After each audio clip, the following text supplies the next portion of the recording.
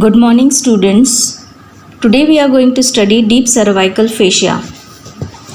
It is clinically very important and forms various fascicle spaces in the neck. Now, what are these fascicle spaces? It is also called as tissue space. These spaces are potential spaces that exist between the fascia and underlying organ. The spread of the infection is determined by barriers such as muscles, bone, and fascia. It also provides capsule to the gland and invests the muscle in the region. The deep cervical fascia forms protective sheath around neurovascular structures. The layer of the deep cervical fascia forms fascicle planes to direct the spread of infection or pus in the neck. Deep cervical fascia. This diagram is showing the TS at C6 level. Deep cervical fascia extent of 3 layers: investing, pretracheal and prevertebral. Investing layer, it lies deep to the platysma and surrounds the neck like a collar. Investing layer splits to enclose two muscles and forms roof of anterior and posterior triangles.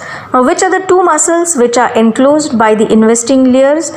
Posteriorly you have trapezius, anteriorly you have sternocleidomastoid. Posteriorly attached to the ligamentum nuchae. What is ligamentum nuchae? Ligamentum nuchae extends from the external occipital protuberance on the skull and median nuchal line to the spinous process of C7 vertebra. The investing layer anteriorly splits to enclose suprasternal space of Burns.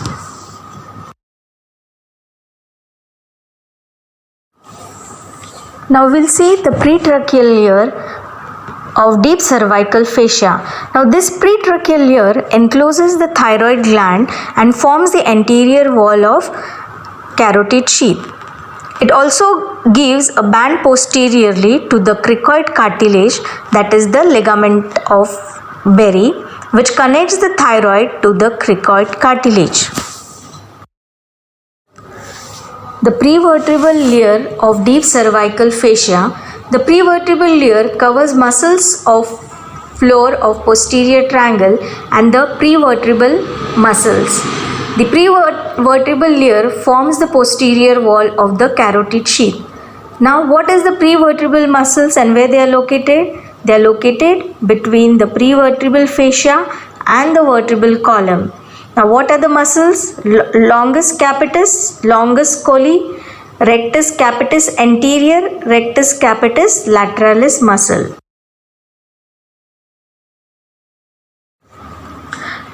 Now we'll see the vertical extent of deep fascia. In the diagram, we can see the vertical extent of investing layer, that is from the lower border of mandible to the upper border of manubrium. The vertical extent of pretracheal layer, that is from the hyoid bone to fibrous pericardium. The vertical extent of pretracheal layer, that is from the base of the skull to lower border of fourth thoracic vertebra.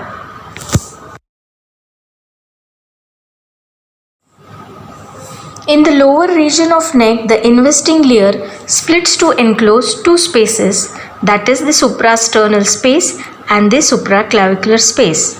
In the first diagram, you can see the investing layer, the fascia splits to get attached to the anterior and posterior border of manubrium. It contains sternal head of sternocleidomastoid muscle, jugular venous arch, interclavicular ligament and lymph nodes. In the second diagram, that is the supraclavicular space, the fascia splits to get attached to the anterior and posterior border of middle 1/3 of clavicle. It contains supraclavicular nerve and external jugular vein.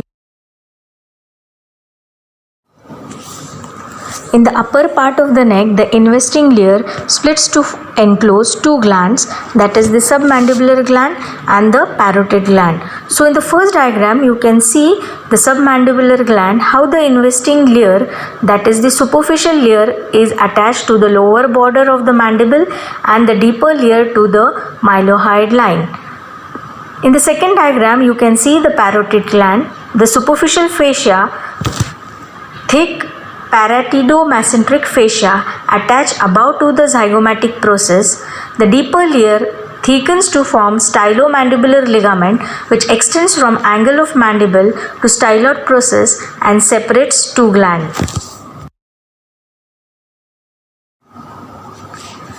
Investing layer, to sum up, it encloses two muscles, forms roof of two triangles, give two laminae, that is the pretracheal and prevertebral, encloses two spaces, encloses two glands, forms two slings for intermediate tendon of digastric and homohyoid muscle, forms two thickenings, paratidomesenteric fascia and stylomandibular ligament.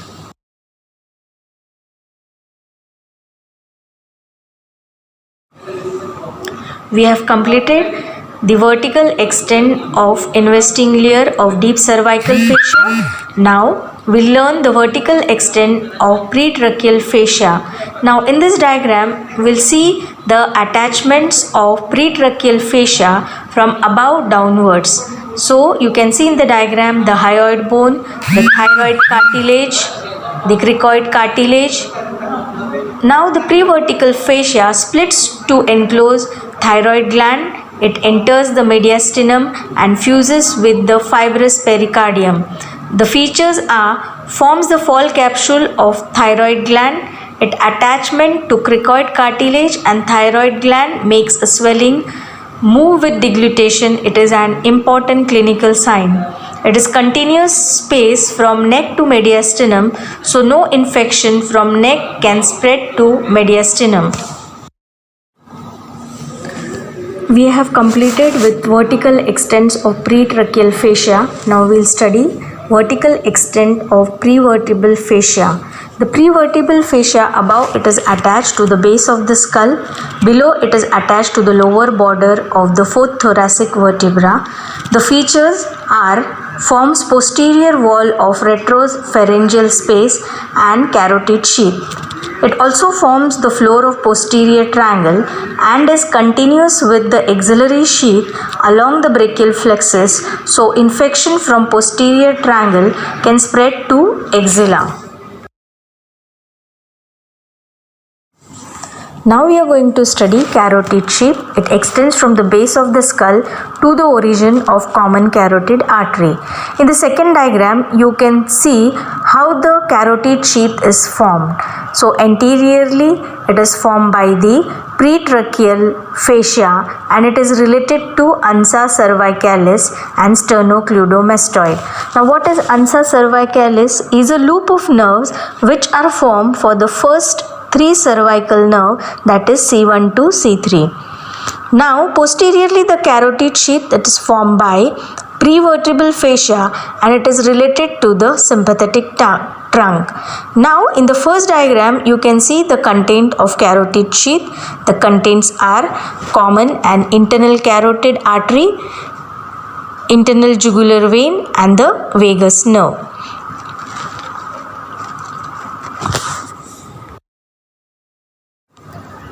Now we'll study fascicle spaces. The fascicle spaces, as I told you before, it is also called as tissue space. These spaces are potential spaces that exist between the fascia and underlying organ. The spread of infection is determined by barriers such as muscle, bone and fascia. So in the diagram, you can see the retropharyngeal space in between the prevertebral fascia and the buccopharyngeal fascia. Now the extension of the retropharyngeal space, it is from the base of the skull to the superior mediastinum, carotid sheath on each side, and the contents of this retropharyngeal space is loose areolar tissue, retropharyngeal lymph nodes, plexus of nerves and vessels. Now we'll see the pharyngeal spaces. It extends from base of the skull to the hyoid bone. Now in the diagram you can see medially you can see pharynx and tonsil, laterally ramus of mandible, middle pterygoid muscle and parotid gland.